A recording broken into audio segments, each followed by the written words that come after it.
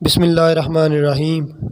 فرمان رسول صلی اللہ علیہ وآلہ وسلم ہے، نظر کا لگنا حق ہے۔ اگر کوئی چیز تقدیر پر سبقت لے جانے والی ہوتی تو وہ نظر بد ہوتی۔ میری امت میں اللہ کی کتاب لوح محفوظ، اس کے فیصلے اور تقدیر کے بعد سب سے زیادہ تعداد نظر بد کے اثرات سے مرنے والوں کی ہوگی۔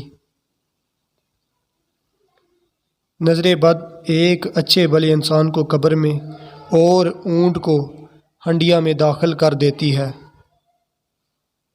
نظر بد کا علاج کے لیے دعا: اللہم اذہب حرہا وبردہا وواسبہا۔ ترجمہ: اے اللہ، نظر بد کی گرمی اور اس کی ٹھنڈک اور اس کی تکلیف کو دور فرما۔ فضیلت حدیث: ایک شخص کو نظر لگ گئی تھی تو آپ صلی اللہ علیہ وآلہ وسلم نے اس کے سینے پر ہاتھ رکھ کر یہ دعا فرمائی اور وہ شفا یاب ہو گیا۔